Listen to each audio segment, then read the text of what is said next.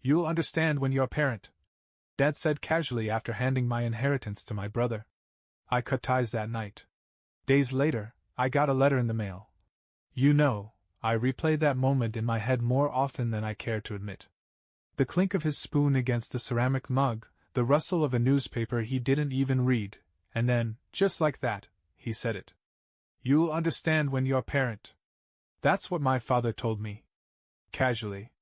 Like it was nothing. Like handing over everything my grandmother left me, not to me, but to my younger brother, Ryan, was just another little decision he had the right to make.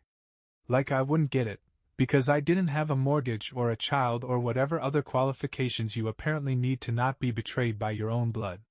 He said it while sipping coffee. Calm, distant. Not even looking at me. The worst part? I didn't scream. I didn't demand an explanation. I just stood there in the kitchen, watching the steam rise off his mug, trying to make sense of what I'd just heard. I always thought grief came in waves. But this? This was something else entirely. A cold snap. A stillness. The kind of silence where something inside you quietly dies. Because this wasn't just about money. It wasn't even about the house or the land or the savings that my grandmother had quietly accumulated in her old age. It was about all the years I stayed. All the years I was reliable. The one who helped pay the bills when Dad's job dried up. The one who visited Grandma when nobody else could be bothered. The one who didn't make trouble. But it didn't matter. None of it mattered. Because Ryan, Golden Boy Ryan, needed it more, apparently. Because he had a baby on the way and was building a future. I was a line in the margins. An afterthought. That night, I packed a single bag and left the key on the kitchen counter. No goodbye. No dramatic exit. Just silence. I didn't need to yell. I think part of me knew that any noise I made would only echo back at me, unanswered. And I thought that was the end of it. But then, 4 days later, a letter arrived. No return address, just my name written neatly across the front in a sharp, unfamiliar hand. I almost tossed it in the trash. Junk mail, probably. But something made me pause. And that was when everything changed. I opened the envelope standing over the kitchen sink, the paper inside stiff and neatly folded like something out of an old detective novel. The first thing I saw was the letterhead, a law firm in Chicago I'd never heard of. Beneath that, a name I hadn't seen in over a decade, Benjamin Albright Esq., executor of my grandmother's estate. That stopped me cold. I sat down, heart already picking up speed, and began to read. It wasn't long. No dramatic preamble. Just a direct line into the kind of truth that guts you with its simplicity. Mr. Chambers? This letter is being sent to you per the instructions of Margaret Evelyn Chambers, to be delivered in the event of any legal dispute or significant deviation from the execution of her final will and testament. There it was. Her name. Just seeing it in print made my throat tighten. Your grandmother expressed specific concerns during the drafting of her will. Given the past behavior of your father, she insisted on including a sealed secondary clause that overrides all others in the event of manipulation, forgery, or concealment. My eyes stopped there. Manipulation. Forgery. Concealment. The words didn't register at first. Then the page crinkled in my grip as I kept reading. According to our records, the official will you were presented with was not the most recent. In fact, the version executed by Margaret 6 months prior to her passing is still on file and legally binding. That version names you as the sole beneficiary. I froze. All assets, including but not limited to the family home, the savings accounts, and the land parcel near Creek's Hollow, are yours in full. I read that line 5 times, just to be sure it didn't change. We have reason to believe your father submitted a modified document to probate, effectively bypassing the original terms. We've already initiated proceedings to dispute the filing. Attached are certified copies of both wills, along with the notary records. We advise discretion and patience as this unfolds. I sat back in my chair and stared at the wall. My father had lied. But it was worse than that. He'd forged documents. He had taken my name off my grandmother's will, the same grandmother he barely visited, the woman who had practically raised me when he couldn't be bothered. He had rewritten history and handed it all to Ryan. Ryan, who probably didn't know a thing about it. Or maybe he did. It didn't matter. Because now, I had something they didn't expect: leverage. Proof. And a fire building inside me I hadn't felt in years. I folded the letter neatly, put it back in the envelope, and slipped it into the back of my drawer. Not because I was going to ignore it. No, because I had a plan to make. One that didn't involve confrontation or yelling or family dinners that ended in guilt and apologies. No. This would be quiet. Legal. Devastating. And this time, I wouldn't just walk away. I'd dismantle everything. I didn't sleep that night. Not from rage. Not from grief. But from clarity, cold, electric, almost surgical in how clean it felt. Like someone had finally turned on the lights in a room I'd been stumbling around in for years. All those times my dad looked me in the eye and said things like, "It's not personal." Or, "You've got to understand you don't have kids yet." Or that line he used so often it became a joke in my head. "We're just trying to do what's best for everyone." No. He was doing what was best for Ryan. Always Ryan. I took the next day off work and started gathering everything I could find. Emails from my grandmother, some dating back years, one in particular, sent the month before she passed, talking about how relieved she was that the house will be yours, like we always talked about. Old birthday cards, notes in her handwriting that mentioned the land in Creeks Hollow, a place my dad never even stepped foot on but used to scoff at, calling it a patch of weeds. Bank statements she'd mailed me once, asking for help understanding a charge my father had made. Without asking. And the will. The real one. The one the law firm had attached, stamped, and notarized and impossible to ignore. I drove to my lawyer's office the next morning, carrying the folder like it was made of glass. Nathaniel Hayes, Nate to me, was younger than most of the men in his firm, but sharper than any of them. And more importantly, he knew how to move in silence. He listened as I laid it all out. He didn't interrupt. Just took notes, leaned back, and finally asked me one question. "Do you want this cleaned up, or burned down?" I looked him in the eye. "Burn it down." But quietly. He smiled, just a little. "Then we start with the trust accounts." Apparently, my father hadn't just manipulated the will. He'd also set up a side account under Ryan's name, seeded with money that, legally, wasn't his to move. Grandma's savings. The proceeds from the property sale. A few offshore transfers that were sloppy enough to trace if you knew where to look. And Nate? He knew exactly where to look. By the end of the week, we had filed an injunction to freeze the assets. I didn't even have to call my father. The court order did that for me. Ryan would wake up the next morning thinking his world was intact. And by noon, it wouldn't be. Ryan called me the next day. It was early, 7:14 a.m. I remember because I was staring at the coffee pot, waiting for it to finish dripping, when my phone lit up with his name. I almost didn't answer. Part of me wanted to let him squirm. But curiosity won. "Hello?" I said flat. There was a pause, then his voice, a little too upbeat. "Hey man! Weird question, did you change the login info for the trust account?" I didn't respond. I wanted to see where he'd take it. "Because, he laughed nervously. "I tried to transfer rent this morning, and it said the account's frozen. Some legal hold or something. Must be a glitch, right?" A glitch. It took everything in me not to laugh. "You should talk to Dad," I said instead. "He might know more." I could almost hear the gears turning in his head. "Wait, did something happen?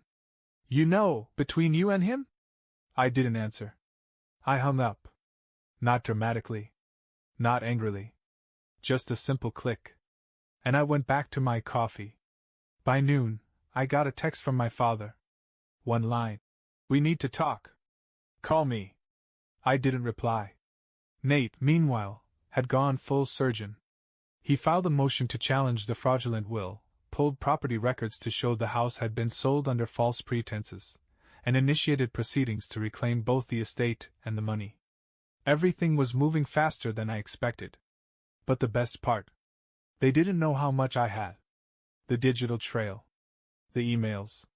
The notarized will. The accounts. Every thread they'd hoped would stay buried was now being pulled together like a noose. That afternoon, Nate called with an update. "They've lawyered up," he said. "But it's messy. Their guy's already asking if there's room to negotiate." I smiled. "There isn't." "Nope," Nate agreed. "But I want to give you a heads up, when this hits them, it's going to be public. Let it be." "You sure?" I didn't even hesitate. They built a fake legacy. Let people see the cracks. And I meant it. Because this wasn't just about money anymore. It wasn't even about the house. It was about pulling the curtain back, showing the world that the perfect family was just smoke and mirrors, stitched together with lies and favoritism. And now? It was unraveling fast. It hit the local papers first, a small headline buried in the business section. "Inheritance dispute filed over alleged forgery of will." My father's name was in the third paragraph. Ryan's in the fifth. Mine? Not at all. Just the original beneficiary. Exactly how I wanted it. The court documents were public now. Anyone could look them up. The original will, the forged one, the notarization under investigation. My grandmother's name was on both, but only one bore the truth. And the town? It noticed. Because everyone had known Margaret Chambers. They remembered her as kind, private, sharp, even in her 80s. The type of woman who wore pearls to the grocery store and still did crosswords in ink. And she had never liked my father. By the second week, I started getting messages, not from my family, but from people I hadn't heard from in years. Old neighbors. My grandma's church friends. A few cousins who had always kept their distance because, as one of them put it, "Your dad was always watching." They didn't say much. Just little things. A quiet, "Good for you," or, "She'd be proud." It meant more than I expected. But back home? The fallout was just beginning. I got word, not from them directly of course, that Ryan's car was repossessed. Apparently, one of the frozen accounts had been tied to his payments. Then came the eviction notice. The condo Dad helped him lease was no longer affordable on Ryan's non-existent income. The safety net had holes now. And my father? He was panicking. He sent an email. Short. Stiff. "Hubert, this has gone too far. You've made your point. Let's talk. We're still family." I read it twice. Then moved it straight to the trash. Because for once, I held the pen. I had the documents. The signatures. The leverage. I had all the things he once used to keep me compliant. And I was about to use every one of them, not for attention, not for vengeance. Just to take back what was mine. I didn't respond to the email. I didn't respond when Ryan called from a new number, leaving a voicemail that started friendly and ended with a voice crack panic. "I don't know what you're doing, but this isn't fair. You don't understand what Dad promised me, what we needed. Just call me back, okay?" I never did. Because by then, the wheels were already in motion. Nate filed for an emergency injunction to block the transfer of any remaining assets. He followed that with a motion to reclaim the house, not the one I lived in, but the house. Grandma's. The one with the creaky porch swing and yellow siding that caught the sun just right in the evenings. The one they had gutted and sold. Turns out, the buyer was having second thoughts. And for good reason. Once the forgery came to light, the sale became disputable. And once a sale is in dispute, banks get nervous. Title companies start sweating. Lawyers advise backing out. The buyer walked. And just like that, the illusion of control my father had built so carefully over the years, it began to collapse. I never confronted them. Never showed up on their doorstep demanding justice or closure. That would have made it personal. No, I let the system do it. Paperwork.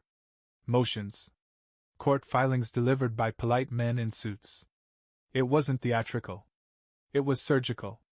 And slowly, quietly, I took it all back. The trust. The property. Even the remaining balance of Grandma's savings, which Nate traced through a chain of transfers so convoluted it looked like something out of a movie. Everything my father thought he could bury? I exhumed.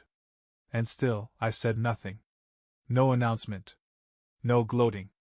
Just a single certified letter delivered to my father's address, a copy of the court order naming me as the rightful beneficiary and heir to everything they thought they'd gotten away with. No note. No signature. Just the judgment.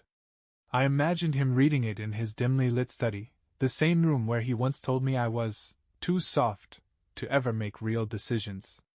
I hoped it was quiet when he read it. I hoped the silence rang in his ears. The aftermath wasn't loud. It was hollow. Like the wind after a storm that's already broken everything it had to break. Within 2 weeks of the court's ruling, my father's name was flagged in several property databases.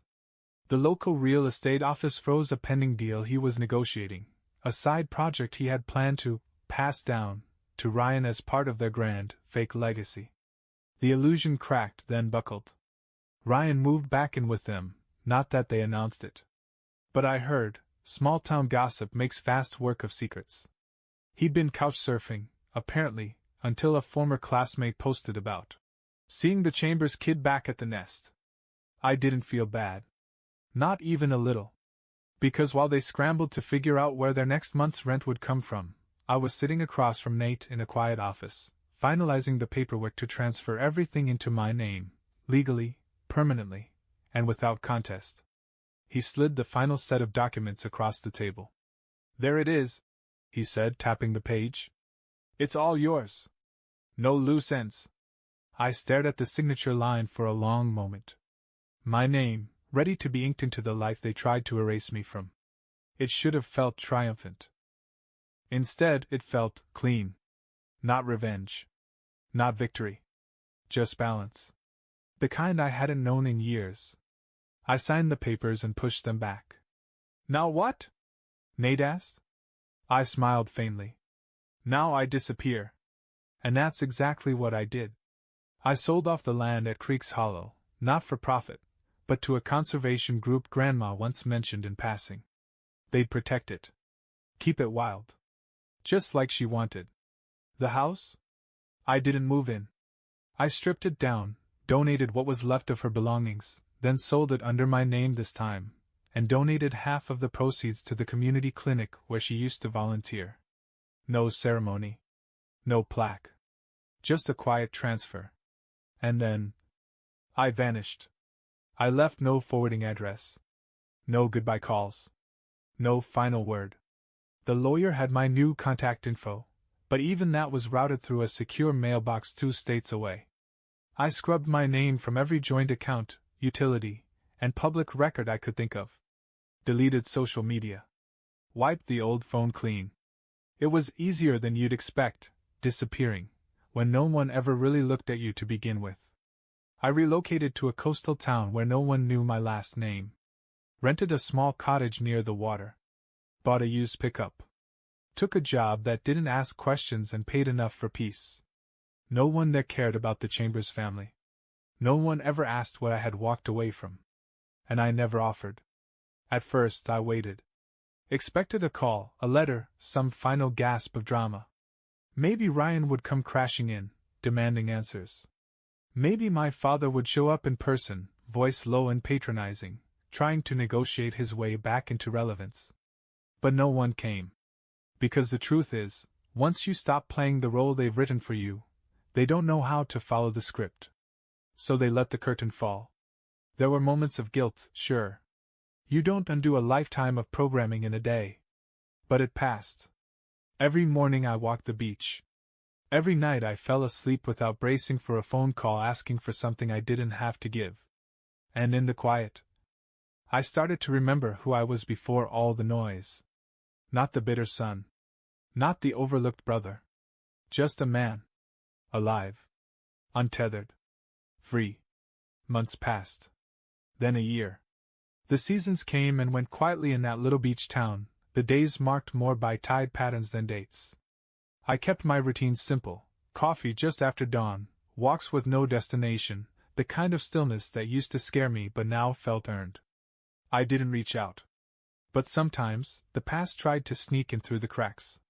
A forwarded envelope arrived at my P.O. box one day, plain, no return address. Inside was a handwritten note.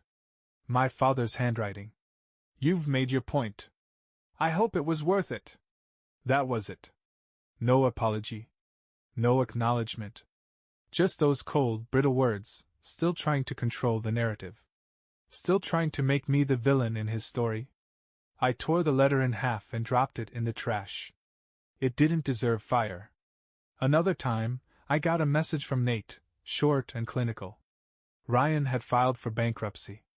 My father was selling off one of his last remaining properties. The legacy they tried to build on the back of my silence was collapsing. Quietly. Without fanfare. That was the thing about the truth.